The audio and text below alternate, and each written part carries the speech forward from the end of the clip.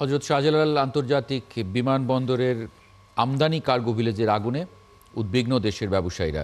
আগুনে শত শত কোটি টাকার পণ্য পুড়েছে বলে জানান তারা। এদিকে দ্রুত ক্ষতিগ্রস্ত ব্যবসায়ীদের তালিকা করার কথা জানিয়েছেন বাণিজ্য ও বিমান উপদেষ্টা শেখ বশির উদ্দিন।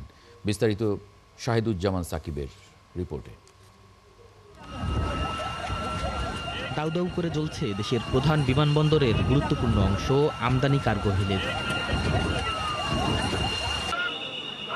শনিবার দুপুরে লাগা ভয়াবহ আগুনের তীব্রতা কমে আসতে সন্ধ্যা পেরিয়ে যায়।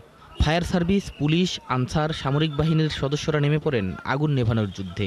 ভয়াবহ এই আগুনে আমদানি কার্গোর সঙ্গে কপাল পুরল বহু ব্যবসায়ীর, যাদের মধ্যে আছে তৈরি পোশাক খাতের উদ্যোক্তা, ওষুধ খাতের উদ্যোক্তা ব্যবসায়ীরা, আছেন কসমেটিক্স, ইলেকট্রনিক্স, মোবাইল সহ নানা পণ্যের আমদানিকারক। পুড়ে ছাই হয়েছে কুরিয়ারের মাধ্যমে আসা শত শত দলিল দস্তাবেজ।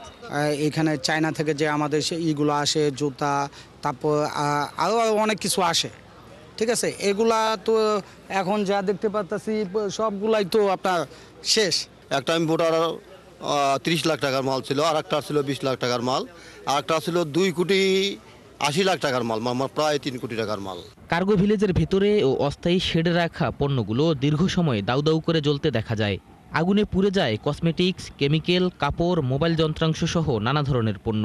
এর অঙ্ক আপনাকে বলে আমি বুঝাতে পারবো না যে এর অঙ্কের শেষ না ভাই। কমার্শিয়ালের যে মূল্য, এর অঙ্ক আমি আপনাকে বুঝাতে পারবো না, এটা ইম্পোর্টাররা জানে। বাংলাটেক লিমিটেডের এনআরবি ব্যাংকের এলসি সব প্রায় $3.5 লাখ মাল।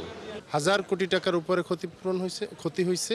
আগুনের ঘটনায় উদ্বেগ জানিয়েছেন রপ্তানিকারকরা, কারণ এই কার্গো ভিলেজ দিয়ে তাদেরই পণ্য বেশি আমদানি করা হয়। গণমাধ্যমে পাঠানো বিবৃতিতে আন্তর্জাতিক ক্রেতাদের উদ্বেগের কথাও তুলে ধরেন বিকেএমই সভাপতি মোহাম্মদ হাতেম। ঘটনাস্থল পরিদর্শনে এসে উপদেষ্টা জানালেন দ্রুত ক্ষতিগ্রস্তদের তালিকা করার কথা।